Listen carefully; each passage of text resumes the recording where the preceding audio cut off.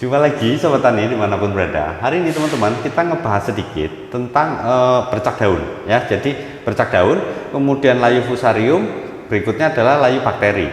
Nah ini hubungannya apa teman-teman? Karena untuk pengendaliannya kita mesti terpadu, sistematis dan juga masif teman-teman. Walaupun masif di sini nggak seperti kayak kata-kata politikus itu ya. Jadi caranya gimana? Yuk teman-teman yang belum subscribe, subscribe dulu lah. Yang udah subscribe terima kasih. Teman-teman luar biasa. Jangan lupa komennya loh coy.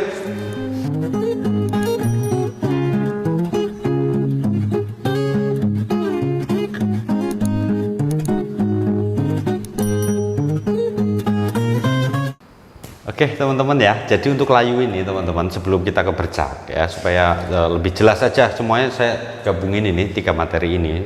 Jadi teman-teman ngerti, oh sebenarnya dari awal masalahnya gitu loh ya.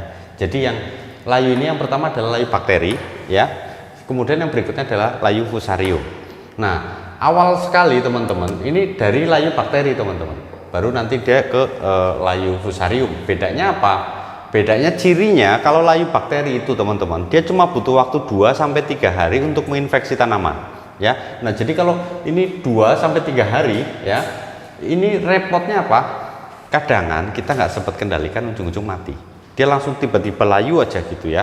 Nah, kita nggak tahu kapan dia infeksi atau layu. Nah itu kalau layu bakteri.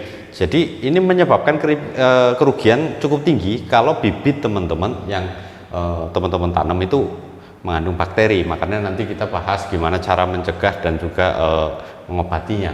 Ya, kemudian kalau layu fusarium, jadi ini asalnya jelas ya teman-teman. Bakteri ini asalnya adalah pertama dari bibit, ya, bibit. Kemudian yang kedua dia juga dari media tanamnya, ya, media tanam. Nah ini asalnya teman-teman. Jadi karena layu bakteri termasuk dalam layu penyakit yaitu yang dari tular tumbuh. Jadi tanaman sebelumnya. Bakteri ini teman-teman bisa bertahan dalam tanah sampai 2 tahun. Ya, jadi kalau kita nggak kendalikan ini teman-teman tanam di situ besok bisa kena lagi gitu loh. Makanya kita mesti kendalikan di awal untuk layu bakteri. Sedangkan layu fusarium ini rata-rata disebabkan oleh karena cuaca teman-teman. Ya, cuaca kemudian oleh drainase. Ya, drainase seperti saya sering bilang ya bahwa ini hubungannya adalah sama genangan air, genangan. Jadi tinggi bedengan itu pengaruh teman-teman. Semakin tinggi bedengan dia akan semakin baik untuk mencegah fusarium ya. Kemudian yang kedua adalah jarak tanam ya, jarak tanam. Nah jarak tanam ini pentingnya apa? Supaya nanti kalau dia nggak terlalu dekat, berarti kalau ada layu bakteri terlalu dekat nanti kenanya ke sebelah-sebelahnya terus. Kayak video yang kemarin itu ya, yang cara kerja patek itu sama dengan layu-layuan juga begini teman-teman, karena dia bentuknya jamur ya. Nah jamur itu kalau dia nemplok ke tanaman di sebelahnya, di bawahnya, ya udah kena semua ujung-ujungnya. Nah kemudian yang berikutnya bukan layu yaitu bercak daun ya. Ini penyakit tersendiri, bercak daun, tapi penyebabnya adalah sama ya. Ini penyebabnya bercak daun teman-teman, karena cuaca yang hujan panas, kemudian dia juga kelembaban tinggi. Nah ini pengaruh. Kalau musim panas atau musim kemarau, serangan tetap ada teman-teman ya. Bukan berarti musim panas nggak ada serangan jamur, tetap ada, tapi memang agak berkurang. Tripnya yang banyak, kutunya yang banyak kalau cabai. Nah kalau hujan, layu sama bercak, ya kan? Nah kalau bercak ini sebenarnya nggak terlalu repot-repot teman-teman. Cuma nanti kita bahas saja dari sini biar enak pengertiannya ya. Jadi untuk layu bakteri ini pertama-tama teman-teman ya harus siapkan bibit yang baik ya. Mau bibit F1 maupun itu bibit turunan, terserah teman-teman biasa pakai yang mana gitu ya. Bibit lokal gitu atau mau bibit yang pasti, kalau kita yakin kan F1. Tapi kalau teman-teman bikin bibit sendiri, pilihlah dari tanaman yang terbaik, tanaman yang punya vigor bagus ya kan, dia tegak gitu, kemudian batang oke, kemudian buahnya juga oke, tidak ada serangan di situ ya. Pilih bibit ini yang baik. Kemudian dari bibit ini yang pertama adalah pemilihan tadi ya, pemilihan. Kemudian yang berikutnya teman-teman harus perlakuan benih teman-teman ya. Nah perlakuan benih ya kan. Nah, perlakuan benih ini teman-teman mesti rendam tetap pakai air hangat, atau mungkin teman-teman mau jemur dulu bibitnya juga boleh, itu double proteksi ya. Kita jemur dulu, setelah kita jemur besoknya kita rendam pakai air hangat dan juga dengan penggunaan POJ ya baiknya. Kemudian kita tambah bakterisida teman-teman ya, bakterisida. Nah, bakterisida yang bisa dipakai macam-macam, merek kan macam-macam ya, yang penting bakterisida aja di kemasan kayak Agrip, Nordok itu bisa ya. Kemudian yang dari Nufarm juga ada Starnet kalau tidak salah ya, itu bakterisida juga, itu bisa dipakai teman-teman ya, bebas merek lah, intinya bakterisida. Nah, kalau teman-teman sudah memperlakukan bibit dengan ini, kemungkinan untuk dia ada layu bakteri bisa berkurang teman-teman ya. Nah, cuma yang jadi masalah adalah sekarang dari media. Nah, media tanam ini sering sekali jadi kendala di layu ya, jadi layu dan bercak. Kenapa? Kurang porous teman-teman, kurang apa ya, terlalu nyimpen air lah, becek gitu. Apalagi teman-teman pakai kohe, bukan saya anti kohe ya, sekali saya ini susah teman-teman, kadang-kadang teman-teman yang organik komplain sama saya, Pak bikinin yang organik gitu loh. Besok kita buatin ini deh, cara fermentasi kohe yang paling bagus teman-teman. Saya jamin ini paling bagus, belum ada di YouTube. Makanya teman-teman yang belum subscribe wajib subscribe biar nggak ketinggalan ya. Nah, jadi untuk media tanam, kalau teman-teman yang baru pemula, baru mau belajar biar happy, saran saya beli media tanam di toko pertanian. Itu ada, biasa sekarung kecil itu kurang lebih berapa, 15 sampai 20 kilo, kayaknya nggak nyampe ya, 15 kiloan lah. Itu kan murah, 20.000 paling gitu. Nah, itu kan udah bersih, bebas dari bakteri ya. Nah, itu teman-teman bisa pakai itu. Nah, kalau kita yang belum biasa ini yang masalah ya kan. Nah, media tanamnya diapain? Jemur teman-teman.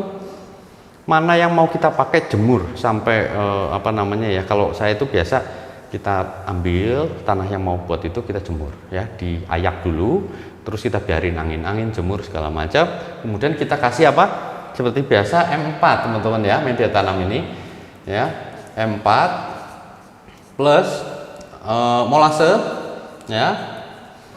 Jadi waktu setelah kita jemur, M4 sama molase campur, aduk, semprot tanahnya, balik ya kan, semprot lagi, balik, tutup ya. Berapa hari?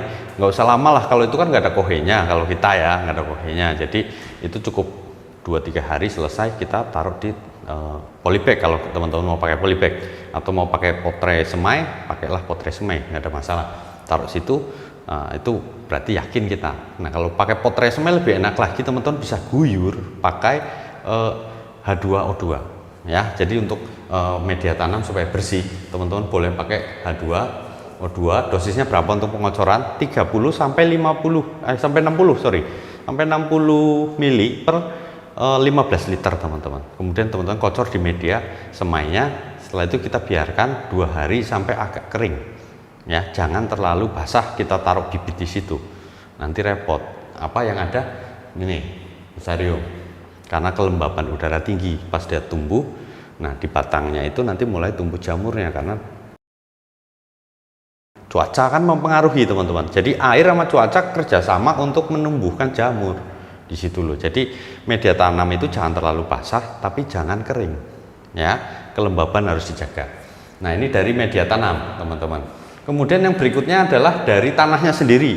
Nah, yang dari tanahnya ini yang masalah kan. Nah, kalau teman-teman punya lahan bekas-bekas tanaman terong-terongan ya, saya nggak ngerti kenapa cabai masuk ke terong-terongan, tapi secara ilmiah seperti itu teman-teman.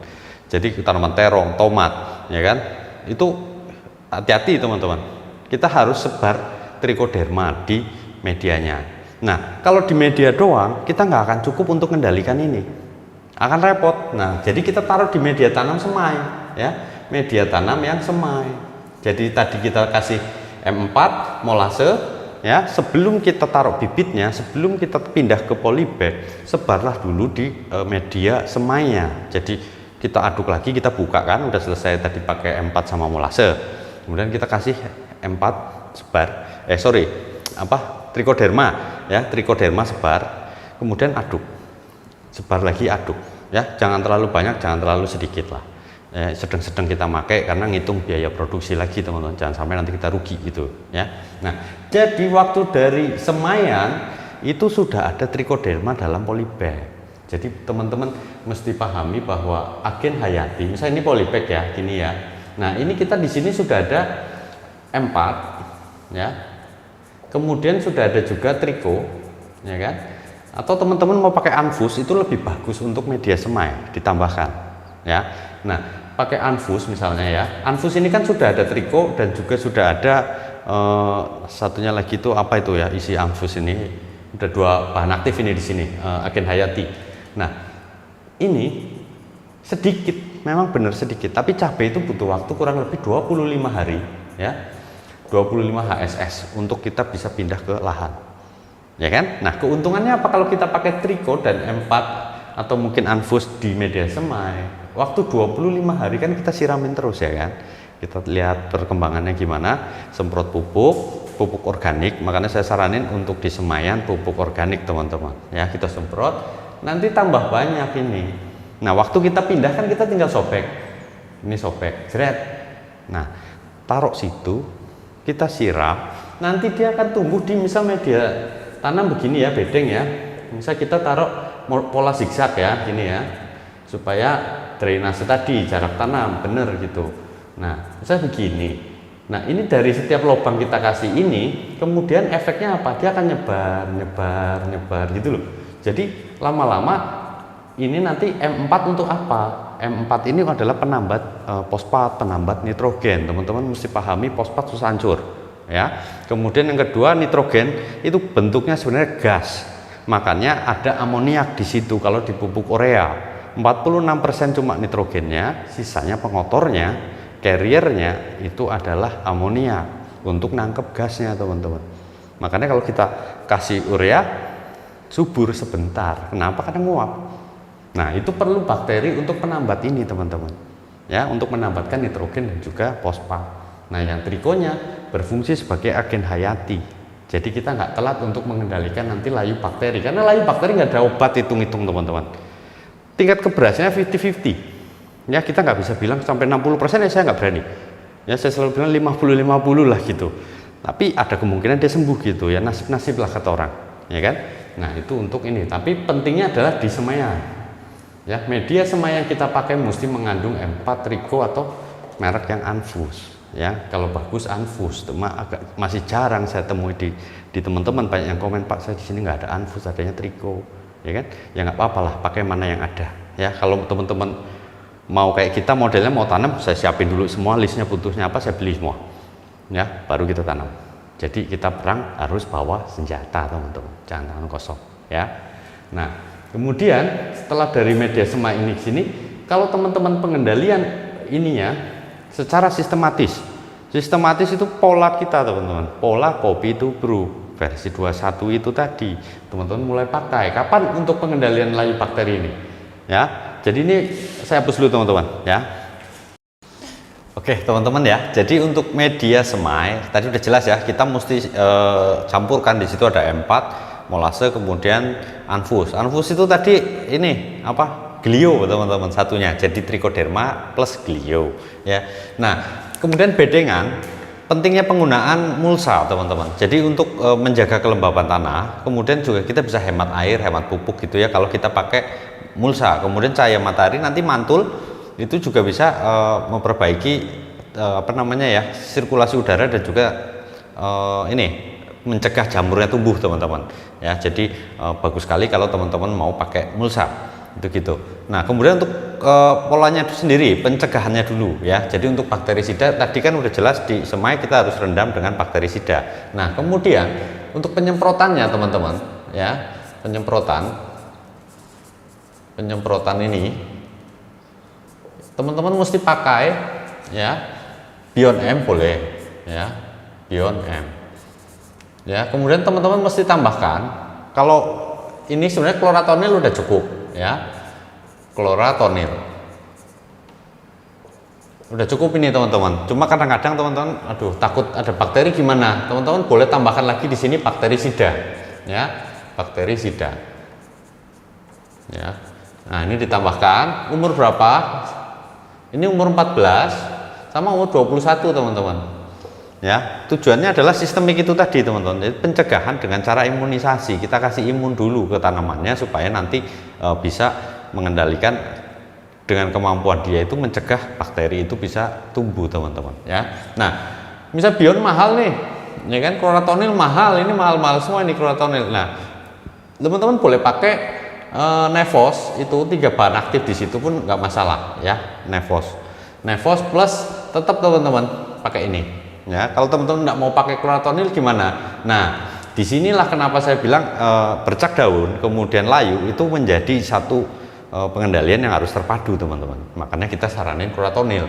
Kenapa? Karena bercak daun itu kita harus semprot dengan bahan aktif yang klorotonil, itu bisa langsung sembuh, teman-teman, bisa langsung kering gitu ya. Nah, kemudian kalau hidrogen peroksida gimana? Boleh nggak dipakai? Boleh, plus H2O2 ini udah cukup, ini nggak dipakai pun nggak masalah gitu loh, karena hidrogen peroksida ini adalah desinfektan, jadi ada bakteri pun mati, virus saja dia bisa nahan, ya. Nahan ya, bukan ngobatin ngilangin virus, teman-teman, tapi menahan. Jadi Nevos plus H2O2 atau Bion M plus H2O2. Nah, H2O2 ini tidak akan menyebabkan resistensi, teman-teman. Ya, jadi kadang-kadang teman-teman berapa kali Pak? 2 kali, 3 kali, 4 kali gitu, bebas.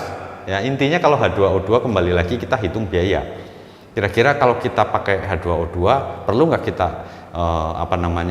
fungisida lagi? Ini fungisida kontak. Nah, tetap kita perlu fungisida satu lagi, teman-teman. Makanya kalau Nevos ini 3 bahan aktif di sini sudah ada, yaitu ini Mancozeb, ya. Mancozeb. Pentingnya apa Mancozeb?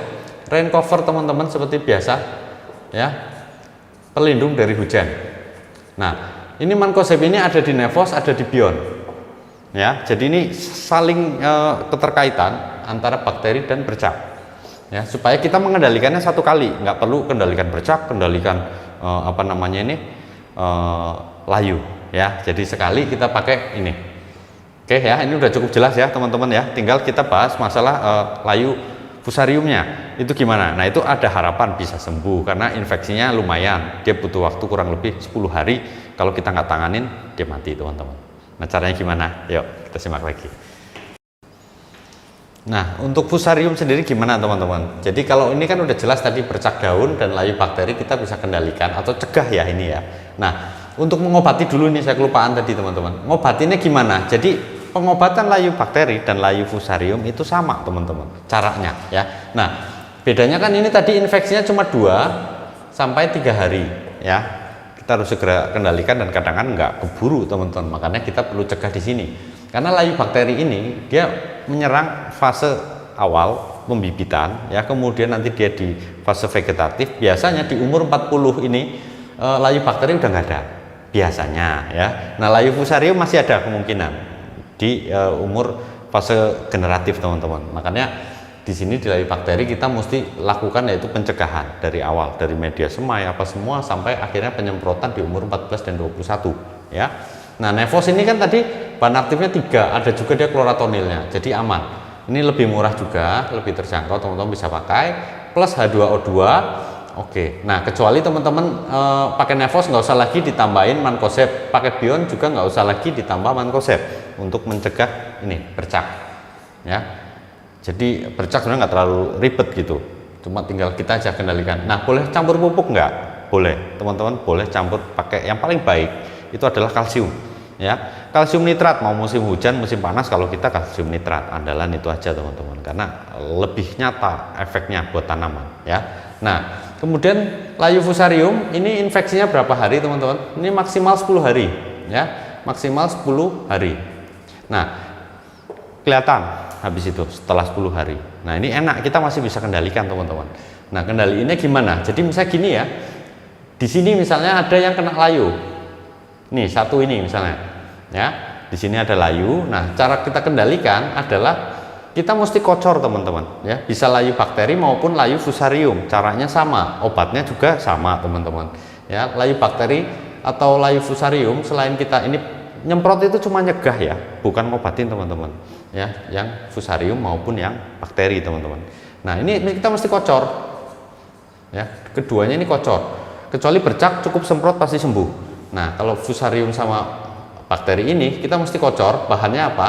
Yang pertama ada tembaga, ya, bahan aktif tembaga, atau teman-teman juga bisa boleh pakai yang sulfur, ya, bahan aktif sulfur, ya. Jadi kita kocor, kemudian kita tambahkan lagi bakterisida, teman-teman, ya, bakterisida. Nah, ini kita bisa campurkan. Nah, kemudian pengendalian nggak bisa, misalnya ini yang kena sini terus teman-teman cuma kocor di sini, nggak bisa. Teman-teman mesti kecor ke sini, ya, 5 sana, ya. Jadi sini 5 sama, ya, sini 5. Jadi atas bawah itu 5, ya. Kemudian sebelah sininya kita juga perlu, teman-teman. Ini sini, ya, kita hitungnya dari sini boleh, dari sini boleh, sama ke sana 5, ya, sini 5.